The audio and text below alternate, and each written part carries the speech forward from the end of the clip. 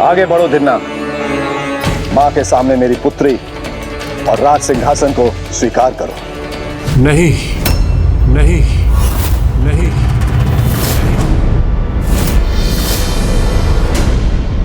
बचपन से साथ रहे हो तो विवाह के लिए स्वीकारता क्यों? नहीं नहीं, नीला से विवाह करूंगा मैं, किंतु इस मूर्ति के सामने नहीं। ये शिला की मूर्त जिसे आप भगवान मानते हैं, वो पत्थर जिसे नीला पूजती है, मुझे इन पर विश्वास नहीं। क्योंकि मुझे विश्वास है तो मात्र उसमें जो मुझे दिखाई देता है। यदि आप किसी के भी सामने अपना शीश झुकाएंगे तो मुझे उसमें कोई आपत्ति नहीं है, किंतु मैं तो उन्हें ही सब कुछ मानूंगा जिन्होंने पिता ना होते हुए भी मेरा पालन पोषण किया, मुझे उत्तम धनुर्धर बनाया। मैं नीला को सब कुछ मानूंगा जिसने बचपन से मुझे स्नेह दिया, बचपन से ही जिसने मुझे अपना पति माना। मैं कुछ मानूंगा तो अपने धनुष बाण को मानूंगा जो बिना आखेट के मुझे कभी लौटने नहीं देते, या फिर उस पशु को मानूंगा जो अपने प्राण देकर हम सबकी भूख मिटाता है। भूल कर रहे हो तुन्ना तुम। भैया ने ही तुम्हें वरदान के रूप में मुझे सौंपा है और तुम्हें ये परिवार दिया है। यह आपका विश्वास है और मेरा विश्वास, ये कबीला, मेरा परिवार और नीला, मुझे सब आप ही से मिले हैं। कोई मेरे भगवान है तो आप हैं, ये मूर्त नहीं। मेरे लिए तुम्हारी ये भक्ति नहीं, हट है। मेरा सम्मान नहीं, मैया का अपमान है। तुम मैया को नहीं मानते तो तुम राजा भी नहीं बन सकते और ना ही इस कबीले में रह सकते हो। जिसके लिए मैया कुछ नहीं, वो मेरे लिए, मेरी पुत्री के लिए और इस कबीले के लिए भी कुछ नहीं।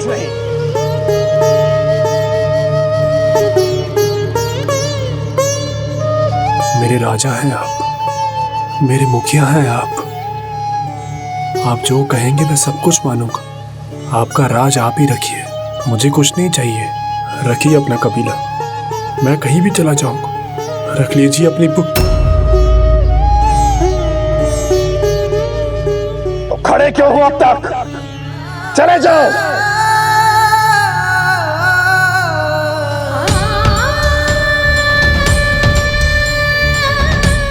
नीला, अब तो तुम्हें स्वयं अभ्यास कर आखेट करना सीखना होगा।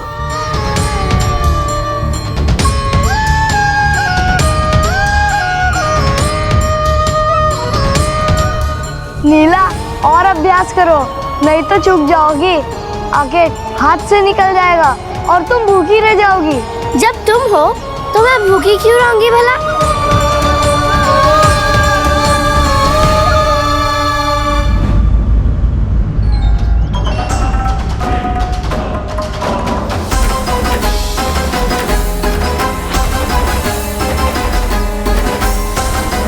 रुको।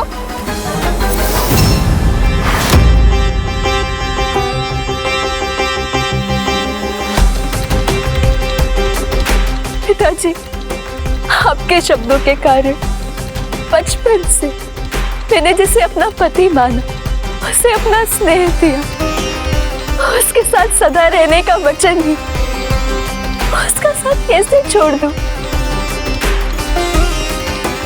रोक कीजिए उन्हें। नहीं, मैं उसे नहीं रोकूंगा। जो तेरी मां को ना माने उसके लिए यहां कोई स्थान नहीं। और तुम भी अगर जाना चाहती हो या उसके साथ रहना चाहती हो तो तुम भी जा सकती हो।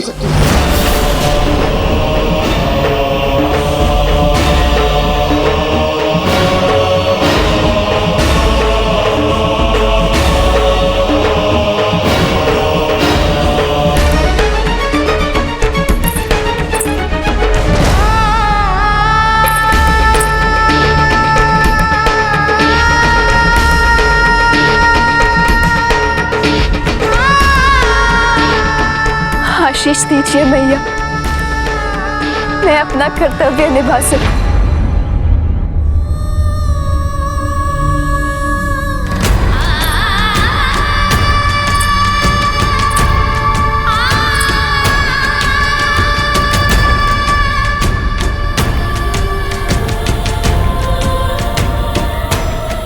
चले स्वामी।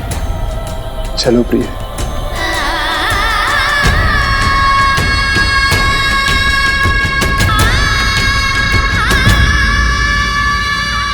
दोनों का एक दूसरे पर अपार और अटूट विश्वास ईश्वर पर विश्वास करने के ही समान था।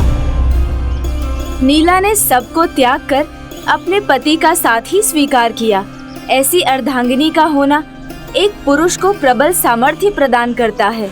यदि पुरुष को ये ज्ञात हो कि उसकी अर्धांगिनी का साथ और विश्वास उसके साथ है, तो सांसारिक चुनौतियों का सामना करना सरल हो जाता है।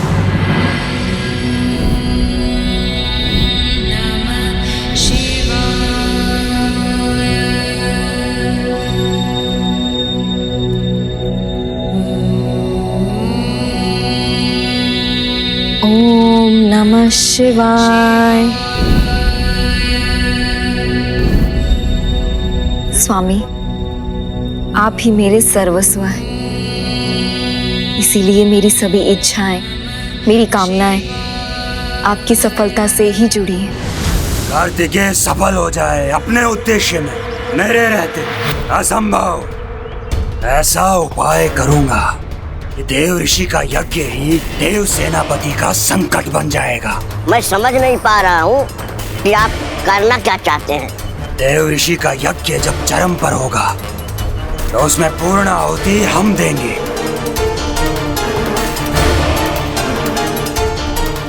विश्व शांति नहीं, अशांति यज्ञ बनेगा। ये एक असाधारण अज यज्ञ की अग्नि में प्रवेश करेगा और बाहर आएगा एक भयंकर असुर जो बालक कार्तिकेय की मानसिक शक्ति की परीक्षा भी लेगा।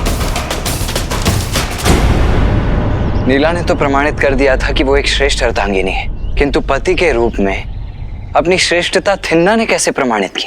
थिन्ना, जो कि अर्जुन का पुनर्जन्म था, उसने भी अपनी पत्नी के त्याग को सम्मान दिया। उसे कभी कोई कष्ट नहीं होने दिया। नीला वन के निकट अपना निवास चाहती थी, तो थिन्ना ने एक टीले पर उसका निर्माण किया।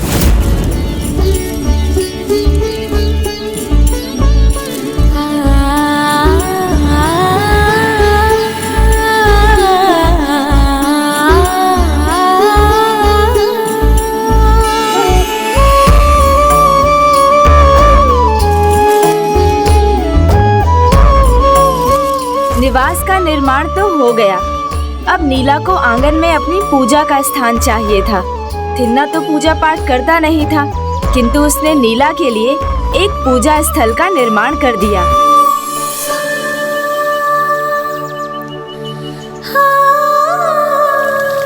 ओम नमः शिवाय।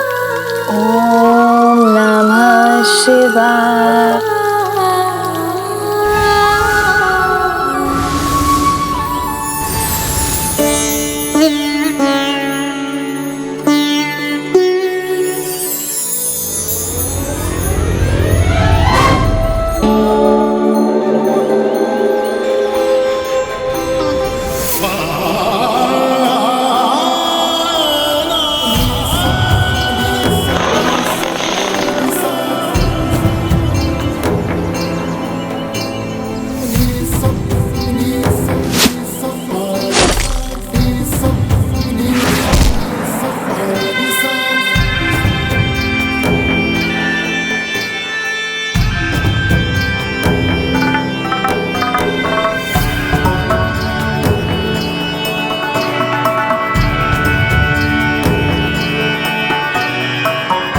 दोनों में ऐसा अटूट स्नेह था कि दोनों ने एक दूसरे को स्वीकार कर लिया था।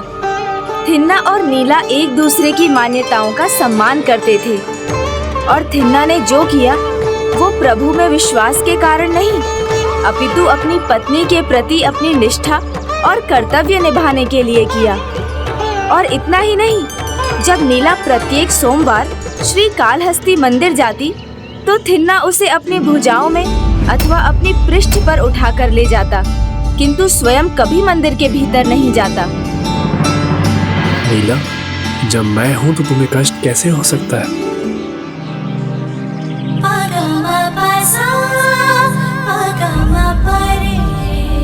प्रभु में तनिक भी विश्वास नहीं है मेरे स्वामी को। फिर भी मुझे कभी अकेले नहीं आने देते।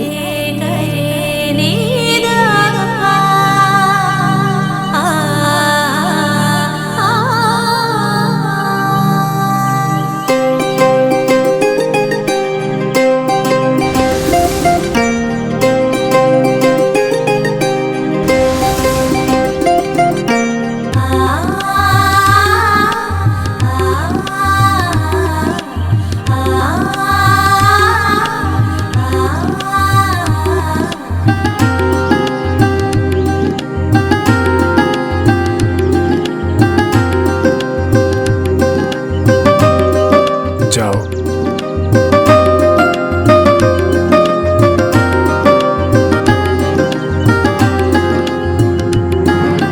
बस मेरी ये इच्छा भी पूरी हो जाए, प्रभु के प्रति इनकी भक्ति जागृत हो जाए।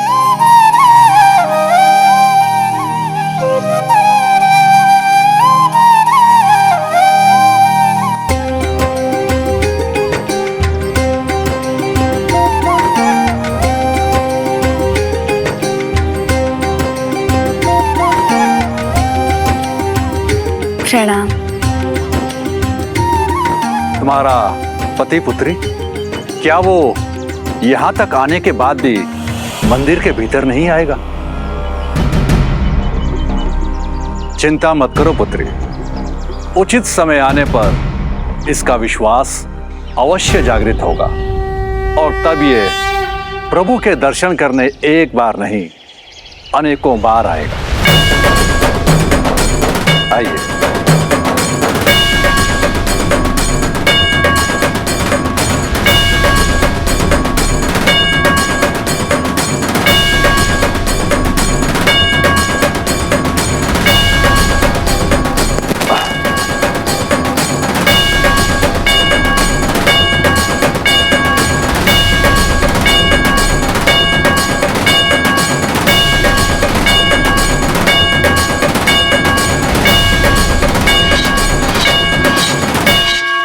पत्थर को किसी ने भगवान मानकर उसकी पूजा की, अब वो उसी पत्थर से अपने बाण की धार बढ़ा रहा था। किंतु गणेश जी, यदि उसे भगवान और आस्था में विश्वास नहीं था तो फिर उसे मोक्ष प्राप्ति का वरदान कैसे प्राप्त हुआ? हाँ गणेश, जो श्रीकालहस्ती जैसे पवित्र धाम पर आकर भी प्रभु के दर्शन किए बिना ही लौट जाता था, प्रभु ने उस पर कृपा क्यों की भला? क्योंकि जिसे महादेव में अनास्था थी, वो प्रभु महादेव में ही आस्था के कारण स्वयं अपना नेत्र न्यौछावर कर कनप्पा जो बनने जा रहा था।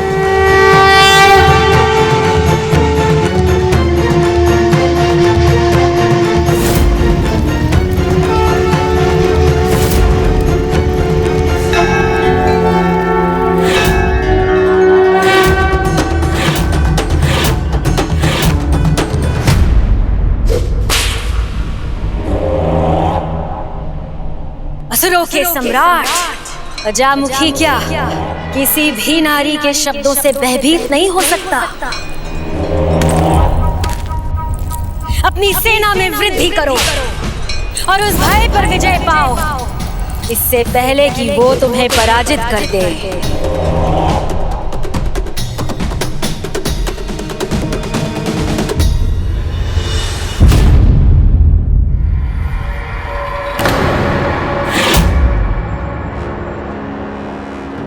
मेरी दृष्टि और संकेत मात्र से देवराज इंद्र का ये पुत्र भयभीत हो जाता, तो भला मुझे किस बात का भय, कैसी आशंका?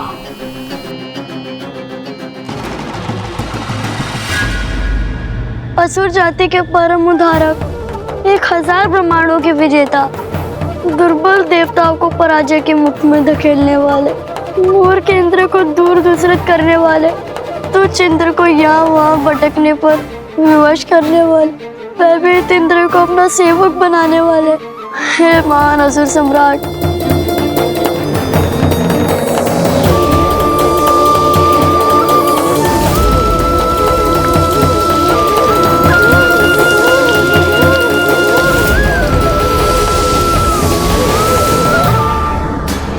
ये दुर्बल देव बालक मेरा गुणगान कर रहा है। देवता मेरी सेवा में नियुक्त है वायुदेव, अग्निदेव, वरुण देव मेरी आज्ञा का पालन कर रहे हैं। इस तुझ सेवक की सेवा स्वीकार कीजिए महाराज।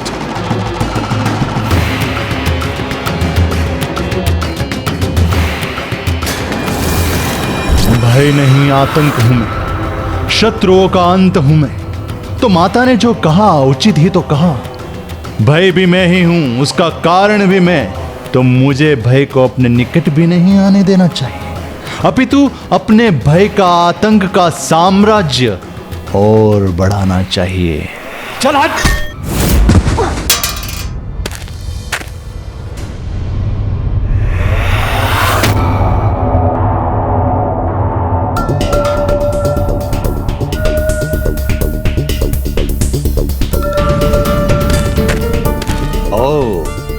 ब्रह्मदेव, आपको यहां आपके मित्रों की सहायता के लिए नहीं बुलाया गया है। जिस कार्य के लिए बुलाया गया है उसको शीघ्र पूर्ण कीजिए।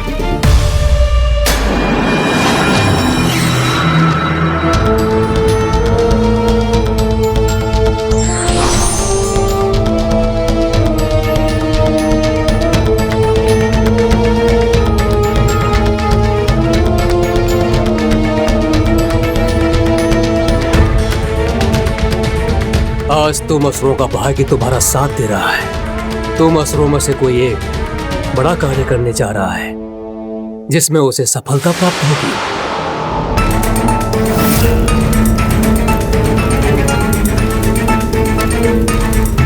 देव ऋषि का यज्ञ समाप्ति की ओर है, तो अब हमारा कार्य आरंभ होगा।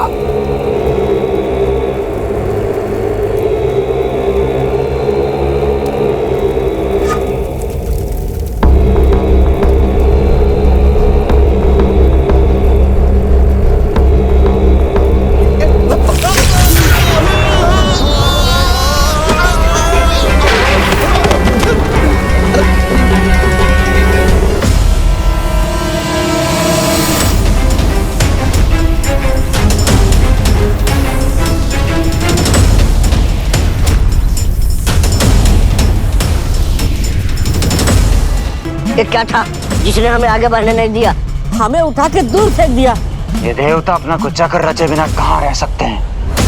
मंत्र की शक्ति से अदृश्य चक्र रचा है देव ऋषि ने, जिससे कोई असुर उनके यज्ञ स्थल में प्रवेश भी ना कर सके। तब तो शीघ्र आपको कोई उपाय करना होगा। कहीं ऐसा ना हो यहाँ इनका यज्ञ संपन्न हो जाए। उधर कार्तिक अपनी पूजा संपन्न कर श्रीकांत हस्ती से ना निकल जाए। बड़े ही अचंभे की बात है। श्रीकाल हस्ती जैसा पावन स्थल, जहां मकड़ी और हाथी जैसे छोटे बड़े सभी जीव तक प्रभु की भक्ति में लीन हो जाते हैं, वहां पहुंचकर भी पूर्व जन्म में अर्जुन रहने वाला थिन्ना इस जन्म में प्रभु की आस्था के सागर में डूबने से भला वंचित कैसे रह गया? वो नास्तिक ही कैसे रह गया गणेश? क्योंकि पूर्व जन्म में उससे एक भूल हुई थी भ्राता। किंतु गणेश जी, उससे ऐसी कौन सी भूल हुई थी? यही प्रश्न तो माता पार्वती के मन में भी उभरा था। मैं उसका उत्तर भी अवश्य दूंगा, परंतु उससे पूर्व आपका शिवरात्रि के उस पावन तिथि के विषय में ज्ञात करना आवश्यक है, क्योंकि उसी दिन से थिन्ना में परिवर्तन आना आरंभ हो गया था। ओम नमः शिवाय, ओम नमः शिवाय, ओम नमः शिवाय, ओम नमः शिवाय, ओम नमः शिवाय, ओम नमः शिवाय, ओम नमः। इस मंत्र जाप से मेरी निद्रा भंग हो रही है। ओम नमः शिवाय, ओम नमः शिवाय। इतने भोर में मंत्र जाप की भला क्या आवश्यकता है? नमः शिवाय। नीला, नीला।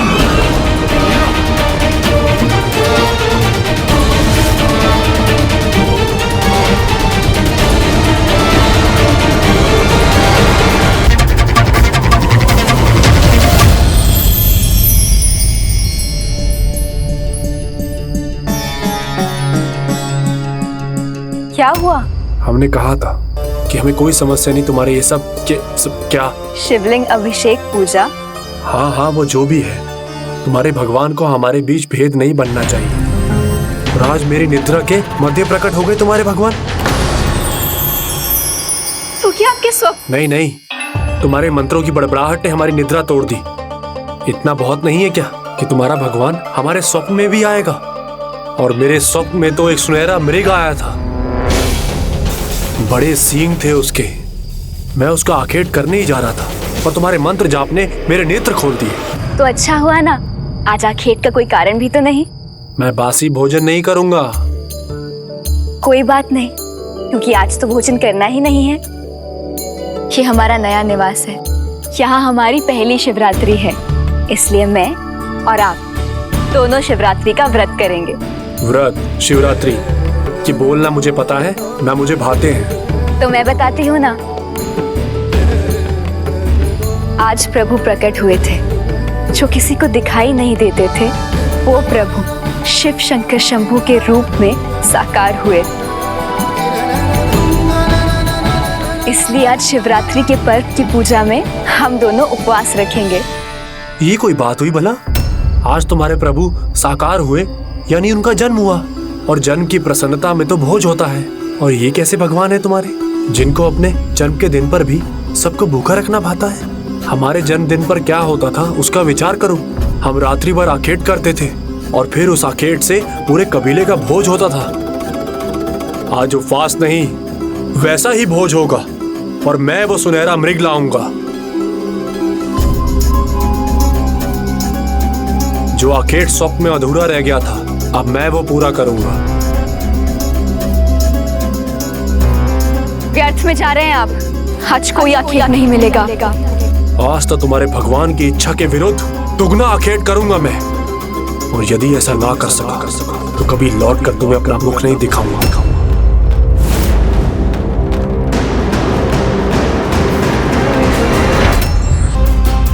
व्यर्थ में जा रहे हैं आप। आज मैं ही नहीं, सभी जीव जंतु भी व्रत रखते हैं। ऐसा कैसे हो सकता है? पशु पक्षी जीव जंतु किसी भगवान को नहीं मानते। इतनी मूर्खता की बात मत करो। ये मूर्खता नहीं, सत्य है। आज कोई आखेट नहीं मिलेगा आपको, खाली हाथ लौटोगे। अच्छा, तुम मुझे चुनौती दे रही हो? शिव की इच्छा के अनुसार एक चींटी को भी कोई कुछ नहीं कर सकता, और यदि शिव की इच्छा हो तो वो किसी को भी अपनी तीसरी नेत्र की अग्नि से भस्म कर सकते हैं। आज तो इच्छा अनिच्छा मेरी चलेगी। कोई भी जीव जंतु कितना भी व्रत कर ले, लेकिन मुझ जैसे महान अखेटक से बचना उसका असंभव है। आज तो तुम्हारे भगवान की इच्छा के विरुद्ध दुगना आखेट करूंगा मैं, और फिर तुम्हें अपना व्रत छोड़कर मेरे साथ उनका भोजन करना होगा। और यदि तुम्हारा भगवान है भी तो भी मैं उस पर विजय पाऊंगा। और यदि ऐसा ना कर सका तो कभी लौटकर तुम्हें अपना मुख नहीं दिखलाऊंगा। और यदि ऐसा ना कर सका तो कभी लौटकर तुम्हें अपना मुख नहीं दिखलाऊंगा।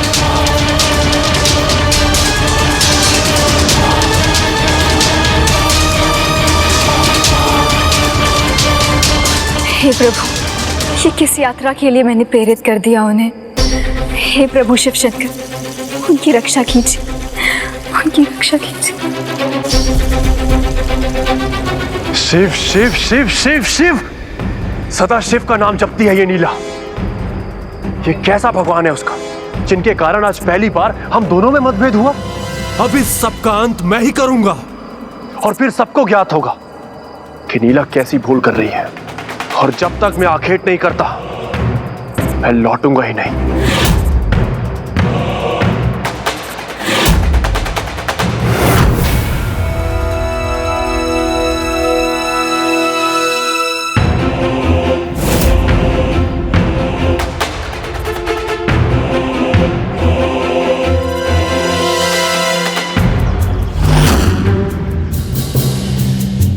कैसा दिन है आज, एक भी आखेट नहीं दिखाई दे रहा।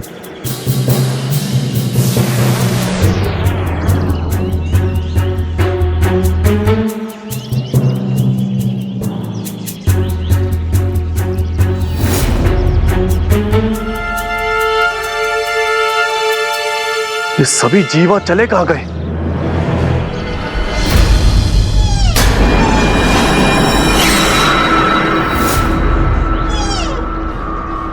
ये तो वैसा ही मृग है जो मेरे स्वप्न में आया था। वैसे ही सींग, वैसा ही भरा पूरा शरीर।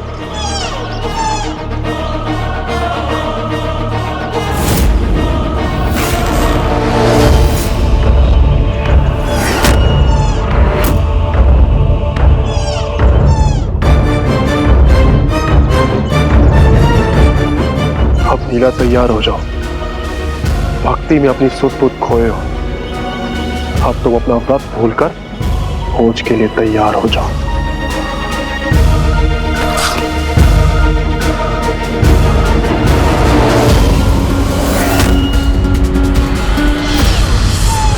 नीला ने तो कहा था कि सभी पशु व्रत रख रहे हैं, किंतु ये मृग तो बेलपत्रों के रूप में अपने भोजन की व्यवस्था कर रहा है।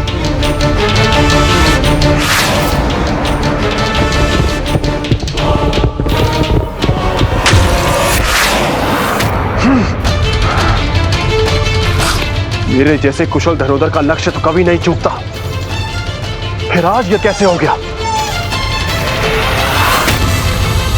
तुम्हें तो आज मैं कदापि नहीं जाने दूंगा।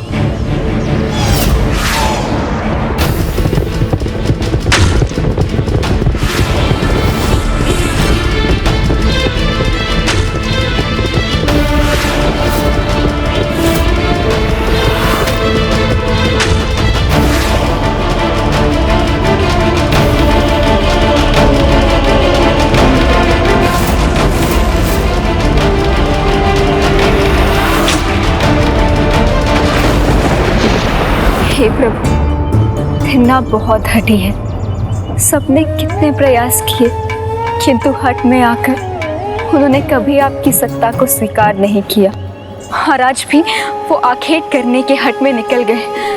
मुझे भय है कहीं वो स्वयं को आहत न कर दे। हे प्रभु, उनकी रक्षा कीजिए।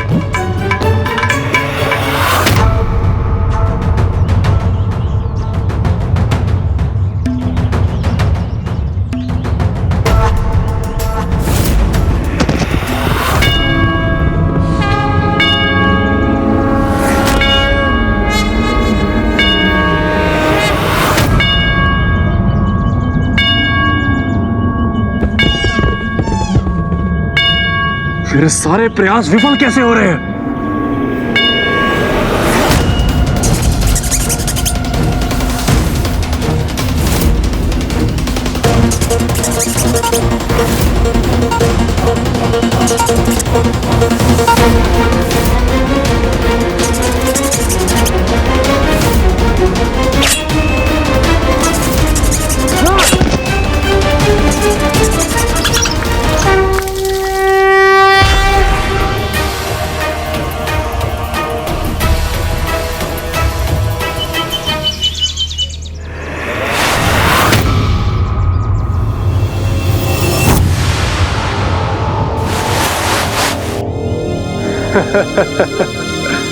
अब कहां उड़ोगे तुम?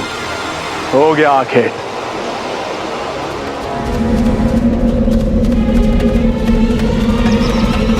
यह अचानक वायु प्रवाह कैसे उत्पन्न हुआ?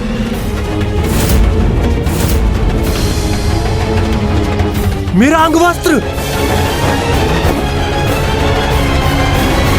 मैं तो सदा से व्रत करती रही हूँ, भूखी रह सकती हूँ, किंतु वो एक दिन भी भोजन के बिना नहीं रह सकते। प्रभु, आप ही जगत माता है, आप ही जगत पिता है। उन्हें भोजन के लिए कुछ प्राप्त होने दे प्रभु, नहीं तो वो वहीं वन में रह जाएंगे, कभी लौटेंगे नहीं। प्रभु कुछ कीजिए।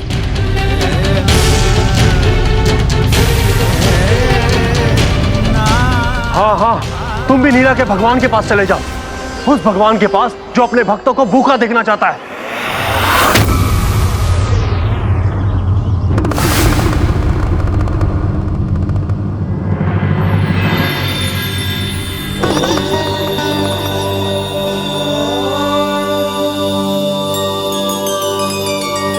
प्रभु, अब तो आपका ही आसरा है, उनकी रक्षा कीजिए।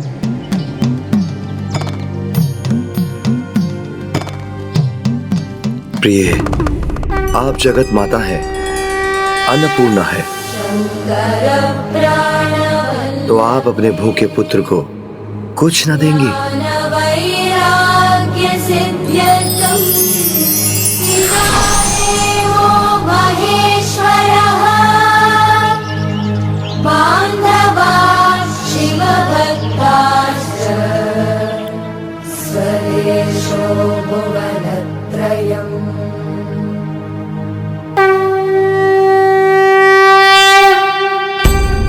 आप स्वयं जाएंगे प्रभु उसके पास जिसके मन में आपके प्रति भक्ति का कोई भाव नहीं।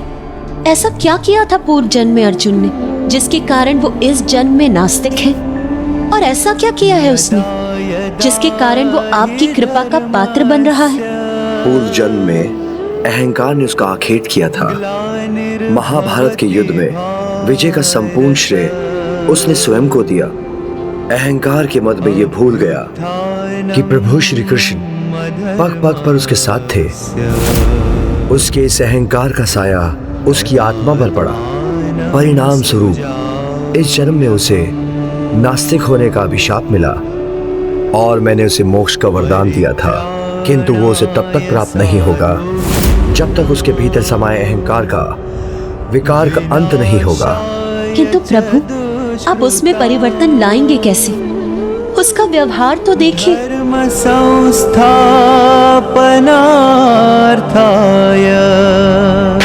संभवामि युगे युगे। मेरा स्पर्श किया है उसने, तो अब तो समय आ गया है। स्पर्श किया है प्रभु, किंतु अपने चरणों से। वन में किसी भी चौपाई के समान वो भी तो एक जीव ही है। चारों हाथों पांवों में से दो से मेरा स्पर्श किया है।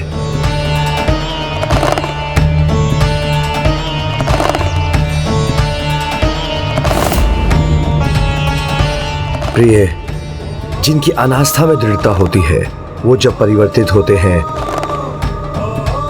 तो आस्था में भी उतने ही दृढ़ होते हैं, किंतु उसके लिए स्वयं भगवान को जाकर उस पर कृपा करनी होती है और उसे एक अनुभव प्रदान करना होता है।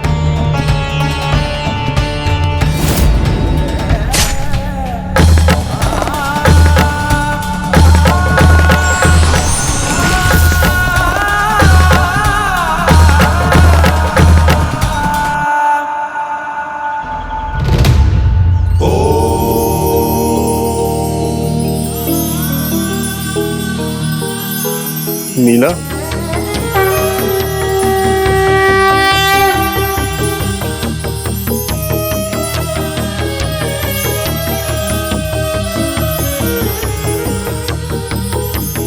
राजा राष्ट्रकृतं पापं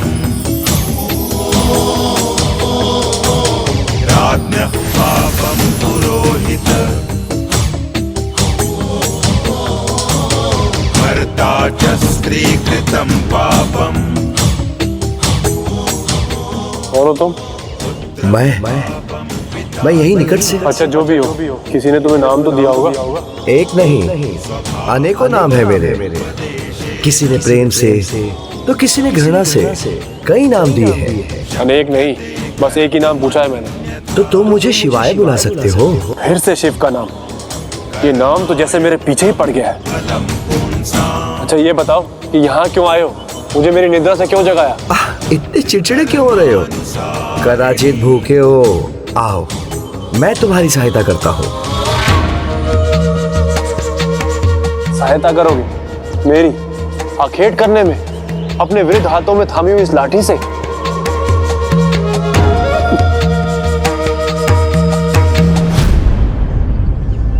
मैं तो भोजन की बात कर रहा था। भोजन की बात तो कदापि मत करना। क्यों? क्यों नहीं? तुम भी भक्त जैसे दिखते हो, तो तुम्हें ज्ञात नहीं कि आज शिवरात्रि है और शिवरात्रि के पर्व पर व्रत रखा जाता है। कितनी मूर्खता की बात है।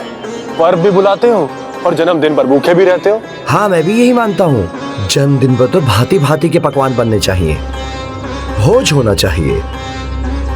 सर्वथा उचित कहा तुमने। अपनी पत्नी नीला को समझाते समझाते मैं तो थक गया। अब पता नहीं उसके शिव ने उसको क्या कहा।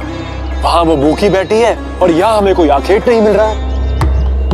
हमें तो अपार कष्ट में डाल दिया है तुम्हारे इस शिव ने। तो तुम ये मानते हो कि तुम्हारे कष्ट का कारण शिव ही है? हाँ हाँ, और कौन? तो तुम भी अपनी पत्नी के समान ये मानते हो कि शिव है? नहीं, नहीं मानता मैं। जो ना होकर के भी इतना कष्ट दे रहे हैं, वास्तव में होते तो कितना कष्ट देते। किंतु जो है ही नहीं, वो तुम्हारी इस अवस्था का उत्तरदायी कैसे हो सकता है? किंतु मेरा तो सबसे बड़ा कष्ट ये है कि मेरी पत्नी मानती है कि शिव है।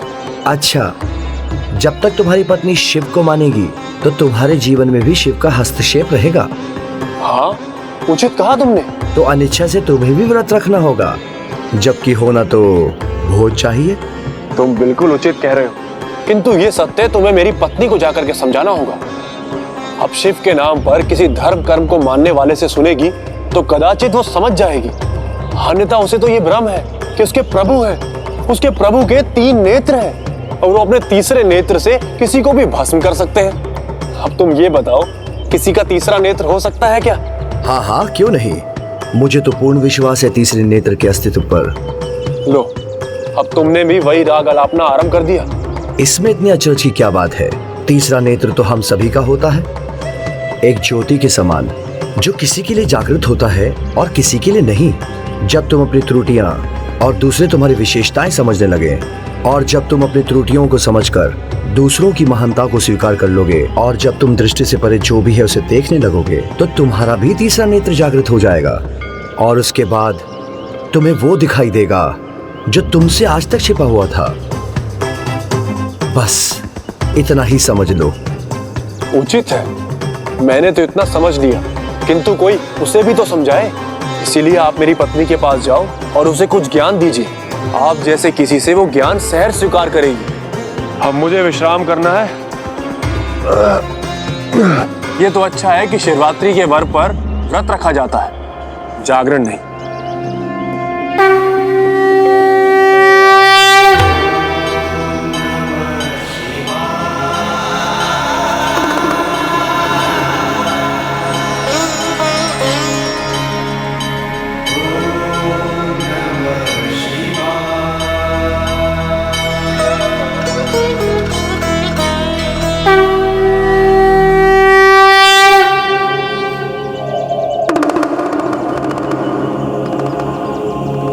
से संध्या हो गई, वो अभी तक लौटे नहीं। मैं कबीले में होती तो पिताजी अब तक बहुतों को भेज चुके होते उन्हें ढूंढने के लिए, किंतु मैं तो यहाँ अकेली हूँ। मैं किसे भेजूं? बस आप ही मेरा आसरा है। उनकी रक्षा कीजिए, मुझ पर कृपा कीजिए प्रभु, मुझ पर कृपा कीजिए। देवी नीला,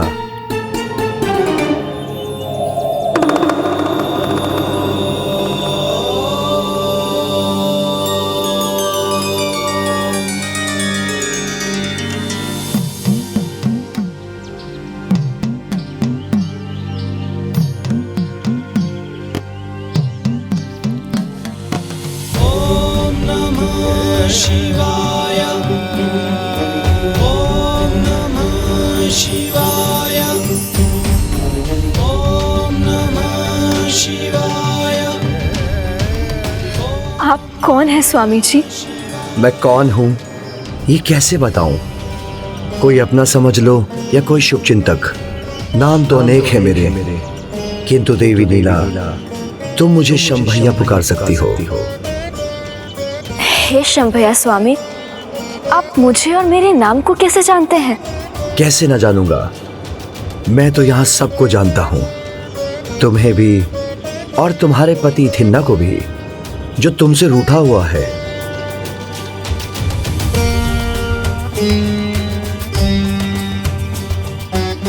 तो क्या आपने उन्हें कहीं देखा है?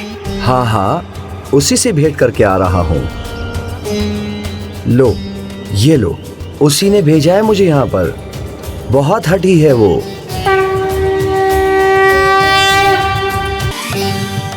तो क्या आप उन्हें बहुत वर्षों से जानते हैं? वर्षों से? मुझे तो लगता है कि मैं उसे अनेकों जन्मों से जानता हूँ। मैं तो उन्हें इसी जन्म से जानती हूँ। ना वो भूखे रह सकते हैं और ना उन्हें धर्म कर्म में कोई रुचि है। इसलिए यदि भूखे पेट उन्होंने आपसे कुछ अनुचित कहा हो, उसके लिए मैं क्षमा चाहती हूँ। यदि तुम्हें ज्ञात है कि वो भूखा नहीं रह सकता और तुम्हारे बिना भोजन भी नहीं कर सकता, तो तुम्हें भोजन करना चाहिए था। विवाह में तो दो लोगों के जीवन जुड़ते हैं, इसलिए संबंध में कुछ बातें एक की मानी जाती हैं और कुछ दूसरे की। भक्ति तो मन में होती है और उसके प्रकट होने के अनेकों प्रकार होते हैं और हर भक्त उसका चुनाव अपने अनुसार करता है। इसलिए भक्ति में यदि एक व्रत रखे और दूसरा नहीं, तो भी दोनों की भक्ति अपने अपने स्थान पर स्थिर रहती है, उनमें कोई खोट नहीं आती। एक निर्जन स्थान पर स्थित एक शिवलिंग के पास पड़े रहकर एक प्रकार से उसने भी व्रत तो कर ही लिया है। इसलिए तुम्हारी जैसी पतिव्रता के लिए अपने व्रत को पूर्ण करने का समय आ गया है पुत्री। जो भी इस पोटली में है उसे पकाकर अपने पति तक ले जाओ। किंतु उससे पहले आप तो कुछ ग्रहण कीजिए। पुत्री, तुम ज्ञात अज्ञात प्रकार से मेरी बहुत सेवा कर चुकी हो, अब जाओ उस हड्डी की सेवा करो, तो मैं भी तृप्त हो जाऊंगा। धन्यवाद स्वामी जी।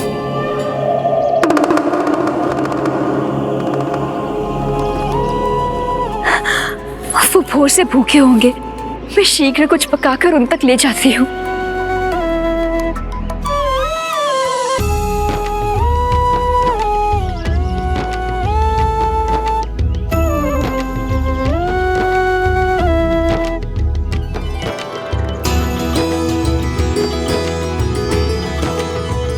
देखो, अब तो मैं आ गई। हटो।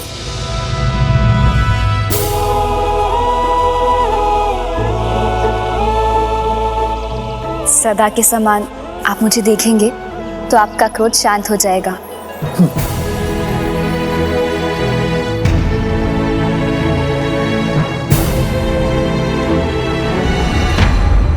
आप ऐसे ही रूठे रहेंगे, इसलिए ऐसा नहीं देख रहे। अब तो आपकी इच्छा पूर्ण हो गई, फिर क्यों रूठे हैं आप? मैंने तो कहा था कि आपको भोजन के लिए कुछ प्राप्त नहीं होगा, किंतु आप ही उचित थे। आपने भोजन की व्यवस्था भी कर ली और उन वृद्ध स्वामी के हाथों मुझ तक भोजन की वस्तु भी भेज दी। मैंने भेजा?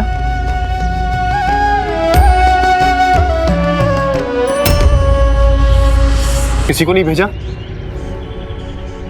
मैं आपकी पत्नी हूँ, आप मुझसे असत्य नहीं कह सकते। दूर रहकर भी आपके चरणों चिन्ह को पहचान सकती हूँ। ये तो फिर भी आपके अंग वस्त्र हैं।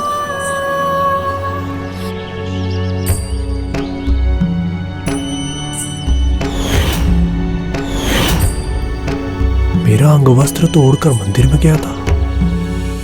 आप सत्य कहिए, आप ही ने भेजा था ना इसे शंभैया के साथ? शंभैया?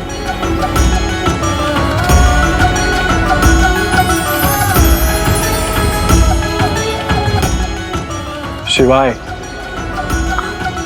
पर उन्होंने तो कहा था कि वो आपको बहुत दिनों से जानते हैं और आप तो उनका नाम भी भूल गए। शंभैया है वो। मैं तो आज पहली बार मिला शिवाय से। वो वहां से आए होंगे जहां पर मेरा अंगवस्त्र उड़कर चला गया था।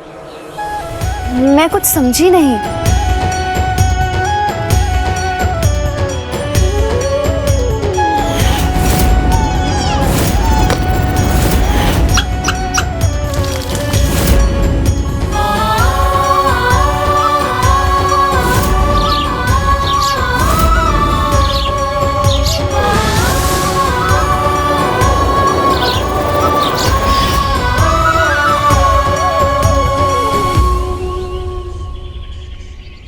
अवश्य कोई ढोंगी होगा वो, जो मेरे अंग वस्त्र लेकर के यहां वहां घूमता रहा। नहीं स्वामी, ढोंगी नहीं, स्वयं शिव थे।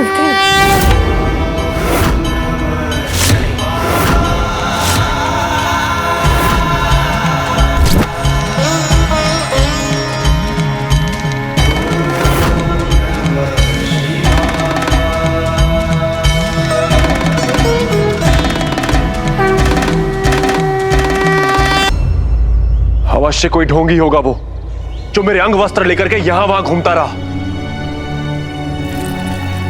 नहीं स्वामी, ढोंगी नहीं, स्वयं शिव थे वो।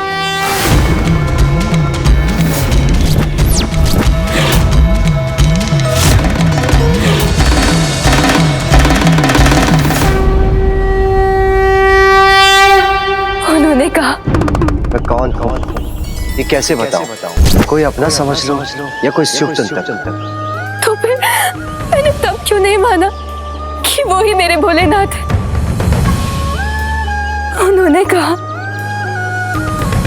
पूर्व जन्मों का परिचय। मेरे प्रभु, मेरे शिव शंभू यहाँ आए थे, आप यहाँ आए और मैं आपको पहचान ना सकी।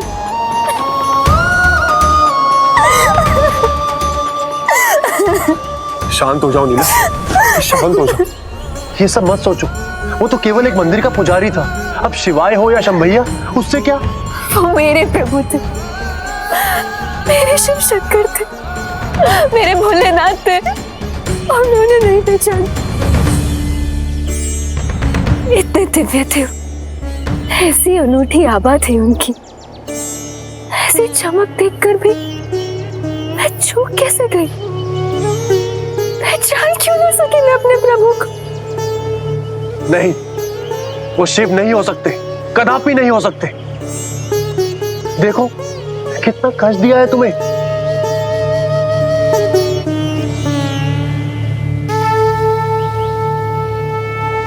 वो मेरे शिव थे, मेरे शिव। बस बहुत हुआ। हमने तुमसे कहा था नीला, जब तक तुम्हारे भगवान हमारे मध्य नहीं आते हम तुम्हारी भक्ति सहन कर लेंगे। किंतु आज दूसरी बार उन्होंने हम दोनों में भेद उत्पन्न किया है।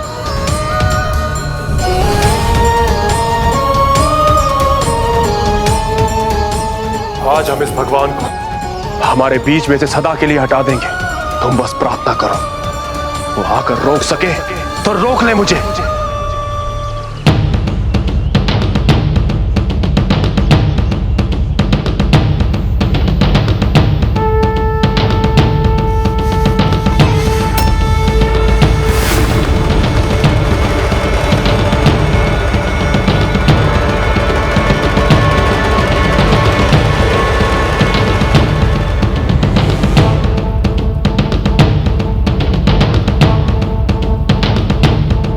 ये तो कभी भी मंदिर में प्रवेश नहीं करता था, और ये इतने क्रोध में क्यों आया है यहाँ?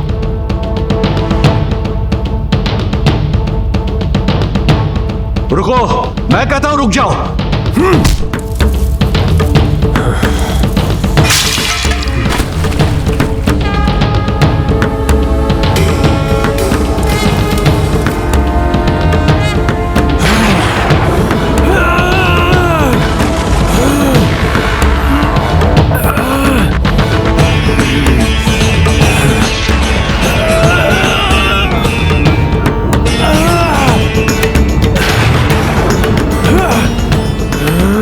पूजा करने नहीं, अपितु प्रभु को यहाँ से हटाने के लिए आया है। अब जब उसने स्पर्श कर मेरे काल हस्ती लिंग को अपनी भुजाओं में भर लिया है, तो मुझे उसे शांत करना चाहिए। अब उसके इस कर्म से उसके पिछले जन्म का दोष मिट गया।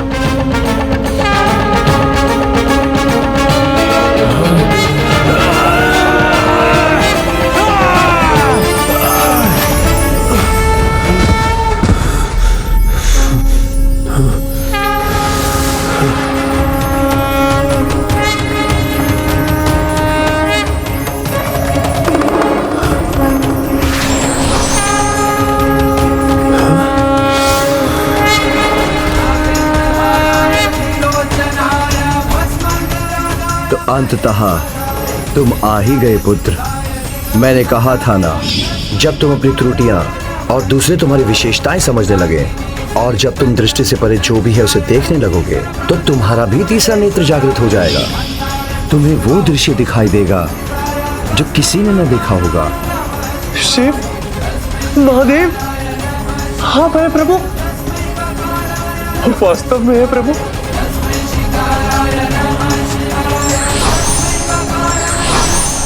शिव,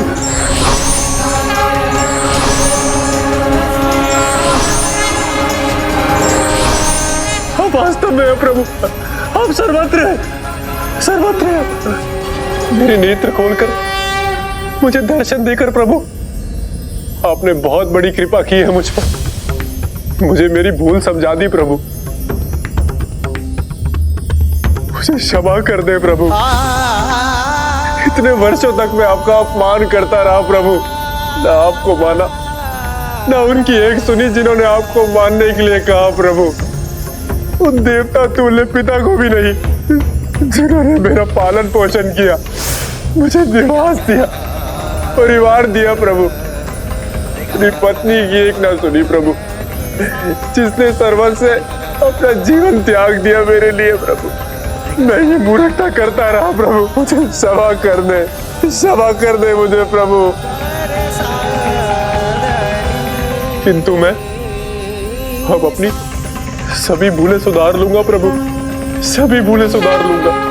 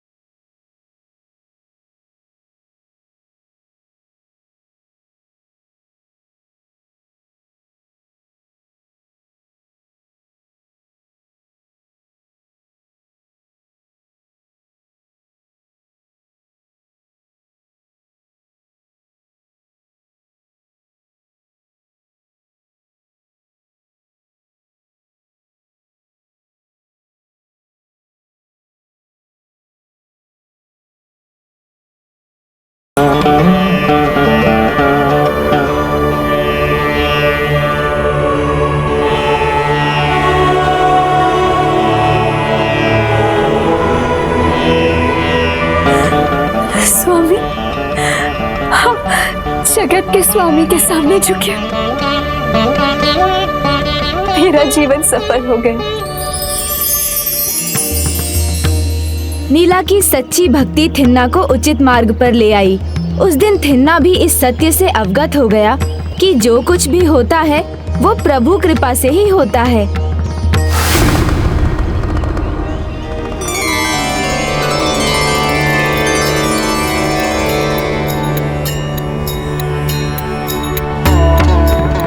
व्रत आरंभ करने के लिए जल में तिल डालकर भोर में ही उस जल से स्नान करना चाहिए। फिर गणेश और गौरी शंकर को साक्षी मानकर रक्षा धागे को उनके चारों ओर गांठ बांधकर अपनी इच्छा व्यक्त करनी होगी।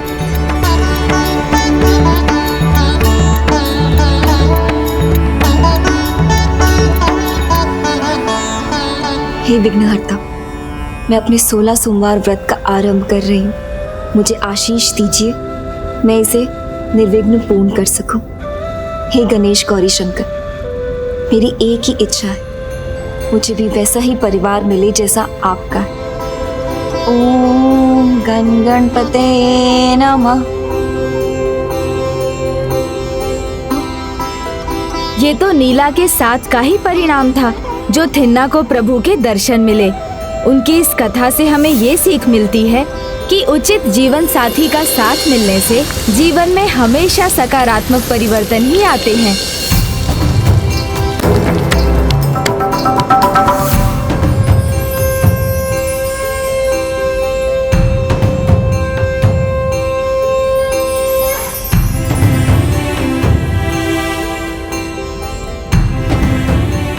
शेष सभी तो पूर्ण हो गया, किंतु महादेव की कथा मैं किससे सुनूं?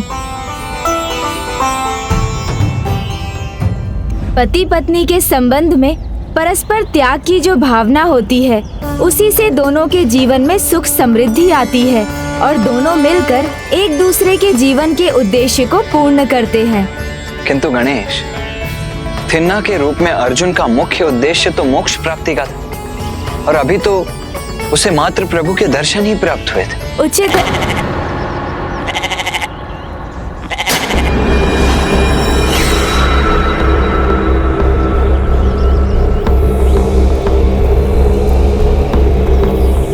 अब हम क्या करें?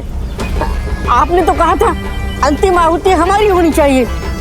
यज्ञ तो समापन की ओर है और हम इस सुरक्षा कवच के भीतर नहीं जा सकते। शांत हो जाओ, मुझे मत बताओ कि मुझे क्या करना है।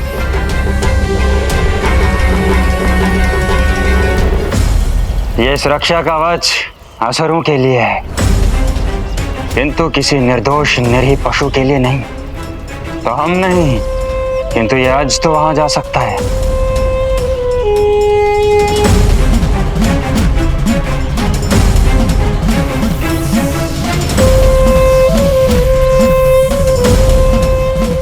मेरा स्वामी मेरे ऊपर और संसार मेरे कदमों में।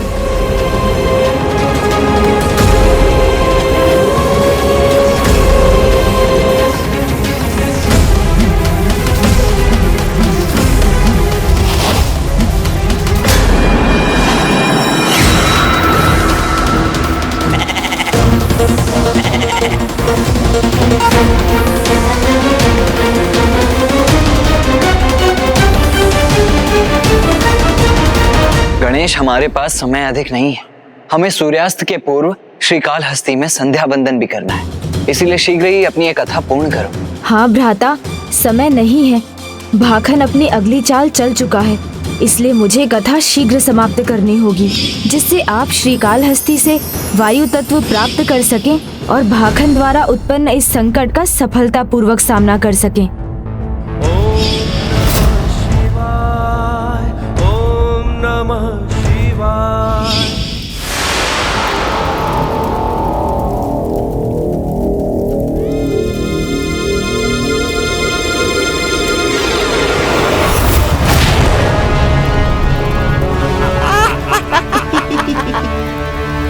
कहा था ना मैंने, यज्ञ देव ऋषि नारद का होगा, किंतु पूर्ण आहुति हमारी होगी।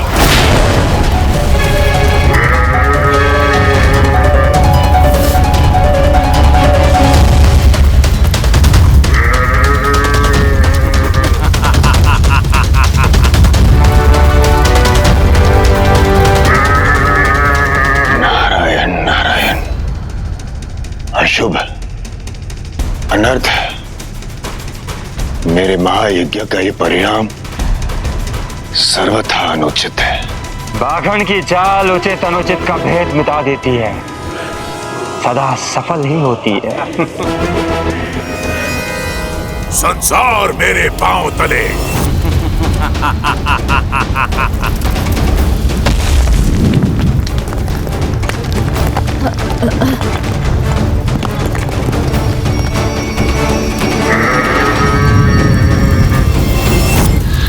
देव ऋषि, इस यज्ञ का फल तो हमें ही मिलेगा।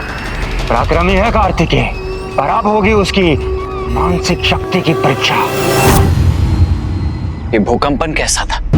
स्वामीनाथा, अवश्य कोई संकट ही है जिसे ढूंढकर हमें उसे मिटाना ही होगा। भाखन, तुम्हारी ये चाल सफल नहीं होगी, क्योंकि भ्राता कार्तिकेय का ध्यान अभी मैं बटने ही नहीं दूंगा। कथा सुनकर पूजा संपन्न होने और वायु शक्ति प्राप्त करने तक मैं उन्हें रोकूंगा। भाखन, मेरी योजना के अनुसार तो तुम्हें भ्राता का भक्त बनना ही है। भ्राता, आगे की कथा तो सुनिए।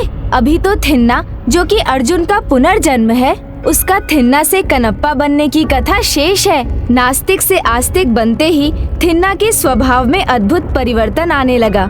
वो प्रभु भक्ति में इतना लीन हो गया कि सब कुछ त्याग कर उनकी सेवा में ही जुट गया।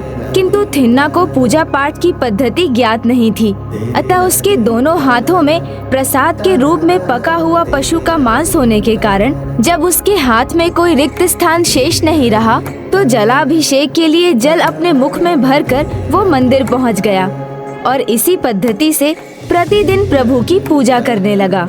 इस प्रकार अब उसके मन, दृष्टि और हृदय में बस शिव थे और शिव भक्ति थी। प्रभु का नाम भी जिसे कुपित करता था वो अब उनका परम भक्त बन गया।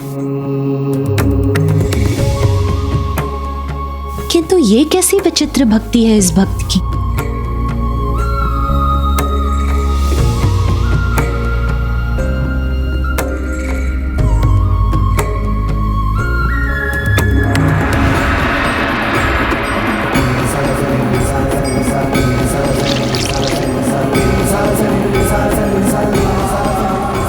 ओम शिवाय शंभु शंभु। विश्वास नहीं होता प्रभु इसकी भक्ति को स्वीकार करेंगे।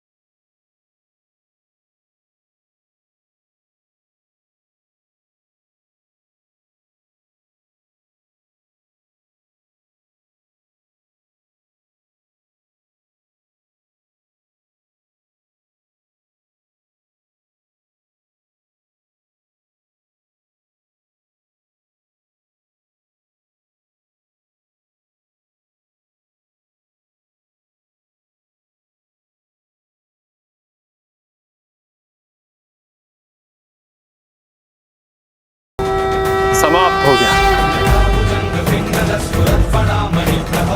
प्रभु ने तो इसे छुआ भी नहीं। प्रभु, लगता है कि फल आदि खाकर आपका मन भरा हुआ है। कोई बात नहीं, आपकी इच्छा, किंतु भोजन व्यर्थ नहीं होना चाहिए, तो मैं ही ये समाप्त कर देता हूं।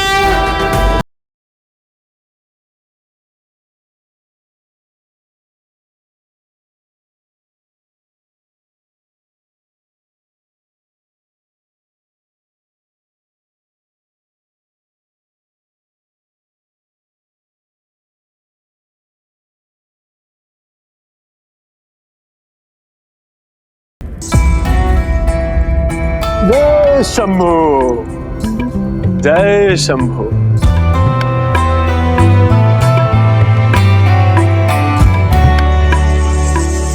और ये सत्य है, थिन्ना इसी प्रकार प्रतिदिन अपनी विचित्र पूजा करता रहा। जो भी आखेट करता सर्वप्रथम नीला से पकवा कर प्रभु महादेव के लिए लेकर आता और उन्हें समर्पित करने के बाद ही स्वयं भोजन करता। किंतु एक दिवस उसने ठान लिया कि प्रभु को अपने हाथों से भोजन कराए बिना नहीं। प्रभु, मैं इतने दिनों से आपके लिए भोजन लाता हूँ, किंतु आप उसे छूते भी नहीं। फिर बाद में दोनों मुझे ही खाने पड़ जाते हैं प्रभु। इसलिए नहीं कि मैं लालची हूँ, बल्कि इसीलिए क्योंकि नीला कहती है कि जो चढ़ावा आपको चढ़ाया जाता है वो आपका प्रसाद होता है, और प्रसाद कभी व्यर्थ नहीं होना चाहिए। किंतु अब ये मुझे स्वीकार नहीं प्रभु। नीला इतने मन से पकाती है, मैं उसका स्वाद लेकर के देखता हूँ कि उचित है कि नहीं। यहाँ इतनी दूर आपके लिए लेकर आता हूँ और आप खाते ही नहीं प्रभु। समझ गया प्रभु कि आप क्यों नहीं खाते। ठीक है प्रभु, आज एक भक्त अपने भगवान को अपने हाथों से खिलाएगा, और जब तक भगवान नहीं खाएंगे उसका भक्त भी भोजन ग्रहण नहीं करेगा। लीजिए प्रभु, ग्रहण कीजिए।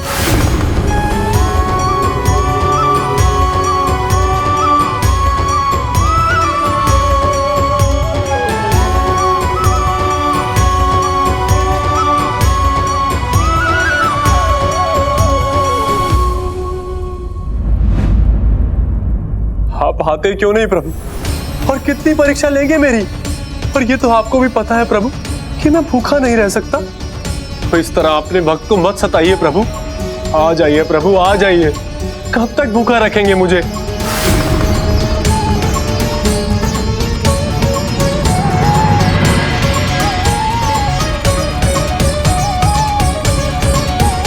प्रभु,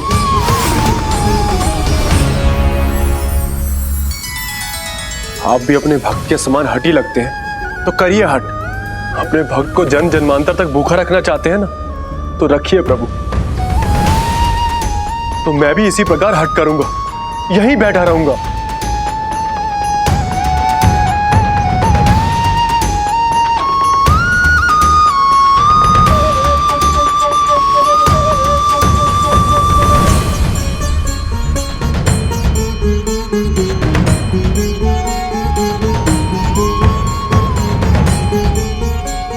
प्रभु, यदि आज आपने दर्शन नहीं दिए ना, तो आपका ये भक्त अपनी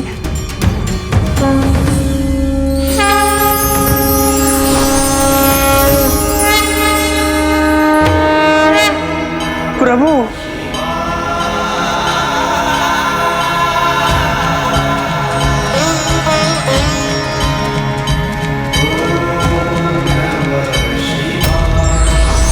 जिस व्यक्ति की अनास्था जितनी अधिक दृढ़ होती है, उचित मार्गदर्शन मिलने पर उसकी आस्था भी उतनी ही अधिक दृढ़ हो जाती है।